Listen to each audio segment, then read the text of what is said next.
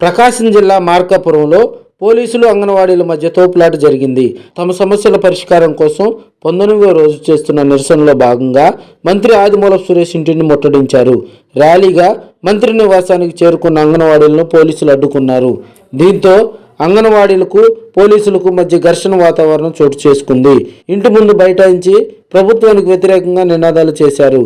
సమస్యలపై పోరాటం చేస్తుంటే మంత్రులు, ఎమ్మెల్యేలు తమపై చేస్తున్న వ్యాఖ్యలు సిగ్గుచేటని తీవ్రస్థాయిలో మండిపడ్డారు.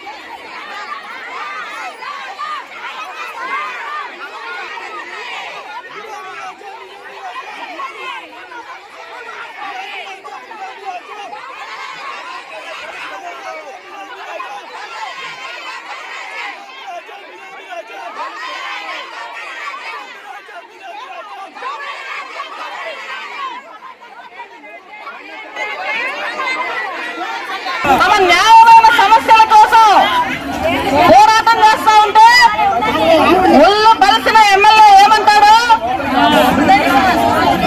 అప్పలనాయుడు చిన్నప్పనాయుడు ఏమన్నాడు? మనల్ని ఒళ్ళు కలిసి సమ్మె చేస్తున్నామంట. ఓరి దరిద్రుడా, నెలకి 2 లక్షలు తీసుకునే మీకు బలిసిద్దా, 11,000 తీసుకునే మాకు బలిసిందా అని చెప్పి అడుగుతా ఉన్నాం. ఖజానా ఖాళీగా ఉంటే అంగన్వాడీ సమ్మె చేస్తా ఉన్నారని చెప్పంటా ఉన్నాడు. ఎందుకుంది ఖజానా ఖాళీగా? 1,500 రూపాయలు అమ్మాల్సిన ఇసుక 10,000 అమ్ముకుంటున్నారు. 200 వస్తే కరెంటు బిల్లు 1000 రూపాయలు వస్తా ఉంది. ఏ కూరగాయలు కూడా 80 రూపాయలు తక్కువ లేవు కేజీ. 5 రూపాయలు మినిమం ఆర్టీసీ టికెట్ 10 రూపాయలు వేశారు. నిత్యావసర వస్తువుల రేట్లన్నీ పెంచారు. ఏమైపోతుంది ఆదాయం అంతా అడుగుతున్నాం. ఈ రాష్ట్రంలో 1000 కిలోమీటర్ల సుదీర్ఘ ప్రాంతం ఉంది, సముద్ర తీర ప్రాంతం. ఒక్క పరిశ్రమ పెట్టడం చేత కాలేదు, ఒక ఉపాధి కల్పించడం చేత కాలేదు, నిత్యావసర వస్తువుల రేట్లు తగ్గించడం చేత కాలేదు. మీ చేతగాని ప్రభుత్వం వల్ల ఖజానా ఖాళీగా ఉంది తప్ప అంగన్వాడీలు చేసింది ఏమి లేదని చెప్పేసి ఈ సందర్భంగా చెప్పదలుచుకున్నాం. ఇంకొక ఆయన ఉన్నాడు, కరణం ధర్మశ్రీ. ఆయన ఏమంటాడు? ఉద్యోగాల్లో నుంచి తొలగిస్తాడంట. ఉద్యోగాల నుంచి తొలగిస్తాము, ఉద్యోగాల నుంచి తొలగిస్తాము. మీరేమన్నా సచివాలయ ఉద్యోగుల్లాగా పరీక్ష రాసి వచ్చారా అని అడుగుతా ఉన్నాడు. మేము అడుగుతా ఉన్నాం, మీరేమన్నా పరీక్ష రాసి వచ్చారా? మీరు ఎలక్ట్ అయ్యారు, మేము సెలెక్ట్ అయ్యాం. మరి మీకెందుకు 2 లక్షలు, 3 లక్షలు, 5 లక్షలు మాకెందుకు అని చెప్పి అడుగుతా ఉన్నాం.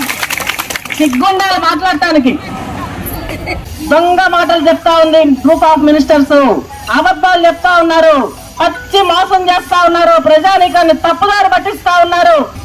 ఏమంటాడు మళ్ళీ ముఖ్యమంత్రి గారు? పాదయాత్రలో ఉన్నప్పుడు 1000 రూపాయలు పెంచుతానన్నాడు. 1000 పెంచాడు కదా, తెలంగాణలో పెంచినప్పుడల్లా మేము పెంచుతామా అంటున్నాడు. 10,500 11,500 చేశారు. ఓకే, దానికి మనం ఏం చెప్తా ఉన్నాం? దరిద్రుడా, నీ రాజ్యంలో 200 కరెంటు బిల్లు 1000 రూపాయలు వస్తా ఉంది. బస్ టికెట్ డబుల్ అయిపోయింది. కూరగాయలు ఏ కూరగాయ కొన్నా ఉన్నా 80 రూపాయలు. ఇల్లు కట్టుకుందాం అంటే ఇసుక కొనలేవు, సిమెంట్ కొనలేవు, శుభ కొనలేవు.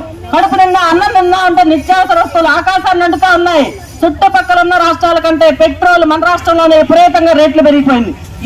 ఏం తినాలి, ఎలా బతకాలి? అందరికీ పౌష్టికాహారం లేకుండా చేసి అంగన్వాడీలకి పౌష్టికాహారం పనిలేదా అని చెప్పి అడుగుతా ఉన్నాం.